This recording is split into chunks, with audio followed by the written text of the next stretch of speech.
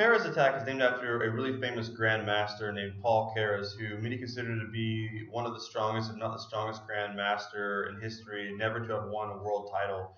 He played at a time when there was a lot of stiff competition at the top ranks among grandmasters, and he never quite got to the grand prize of being a world champion. But he made this really nice innovation in the Scheveningen, which made a lot of players choose the Najdorf and not play the Scheveningen. This is one of the reasons why a lot of players favored the Najdorf over the Scheveningen, was because of this particular line. So sometimes a new variation, a new move, will basically refute one opening so well that if your opponent knows it, it almost makes it not worth it or not fun to play that. Which is why, again, Fischer and Kasparov favor the Najdorf so much, because of its flexibility. You can go into so many different lines no matter what your opponent does, that it just makes sense to play that particular opening a lot. So in the Scheveningen, the best way to play against it for white, if you want to have a big attack, according to grandmasters, and if you look this up, you'll see from databases that white scores really well with the Keres attack. And so it's on move 6, you play g4. It's very aggressive, and it looks kind of crazy, but you'll see from some examples of what can happen if your opponent is not really careful. So let's go through the moves again. We go into Scheveningen, and then white says, oh, the Scheveningen, huh? Keres attack, g4. And so if black doesn't respond very well to this and doesn't know what to do, they might just continue to develop normally and play this knight out and basically let their knight get pushed. And there's not really a great place to put the knight. You can block in this bishop up here, you can put it back to the original spot, and now white can immediately start pawn storming. And so, but basically what this does, it kind of forces black to either not castle or to castle queenside.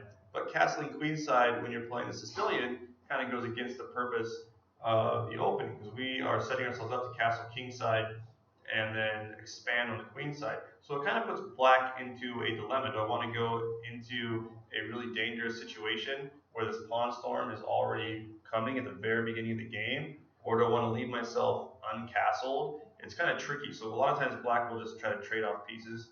Do something like this, bring the queen out, try to trade queens. Of course, we know that we should avoid trading in this case, so maybe we just move it all the way back. And white's attack here is going to be really dangerous. If black says, you know what, I'm probably fine, I've got this nice pawn structure, I'm going to just play normally, that could be a really big mistake. Now this queen can come down, castle. Now look how dangerous this is. It's going to be really, really hard to defend this. Now this was pretty weak play from black, basically not recognizing the danger that they were going to be in.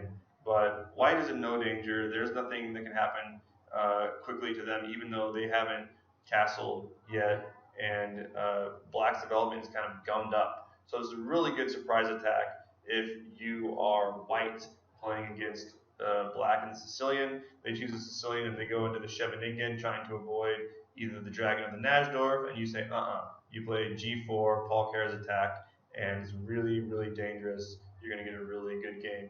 Usually, most opponents are not going to be prepared for this g4 move. I don't see it a lot when I play the Scheveningen for whatever reason, even at relatively higher levels of the game when I'm playing people ranked 2,000 and above. A lot of people, for some reason, they don't tend to play the Keres attack. They go for the more known lines of the English attack or the Fischer-Sozin attack or what have you. And so it makes it a really good surprise weapon, especially amongst relatively lower tournament level play. Okay, so we're playing black though. We want to know what to do against it. If you look up some of the Grandmaster games in the database, it appears that perhaps the strongest move, instead of just taking out your knight like this and developing more, is to actually play h6.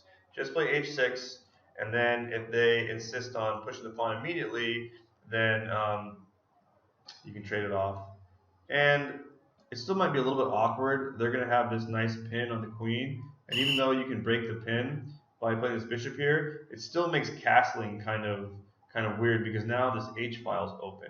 So you can do it this way, and you can block it in here, block this pin here, but we'll see that it's still pretty dangerous. Let's say we just continue normally again, and let's say we end up, or let's say we castle. Now white's got a pawn storm coming, and they can castle long. They can bring their queen over again, something like this. These are just examples. You guys will have to analyze the moves yourselves. But it's pretty dangerous now. And so having this open H file, it makes a big difference. So once again, it kind of makes it so black wants to avoid castling on that side. So it's a tricky thing.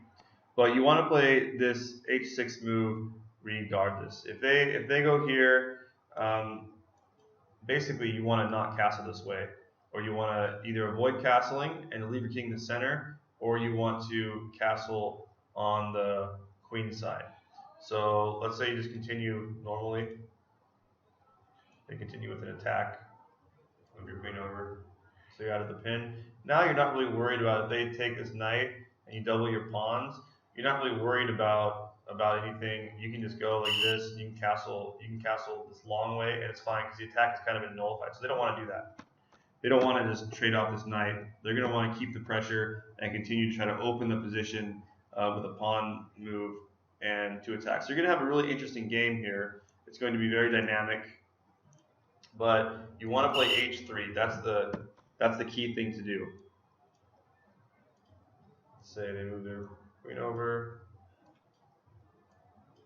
They're gonna have an attack against you, but if you just castle long now their attack is not going to be on your king anymore. It will just be on your queen side.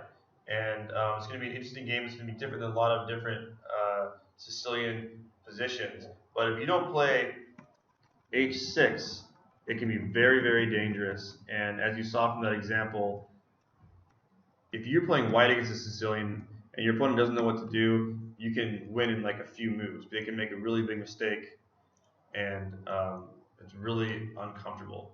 I mean, look how it hurts their development while white's pieces can come down really fast. I mean, if he wants to try to reroute the knight, he's making multiple moves. We can just move our rook over and try to push this up. It's not an easy way to get around this. That's why black will often have to trade off that knight. But that knight was actually black's most active piece.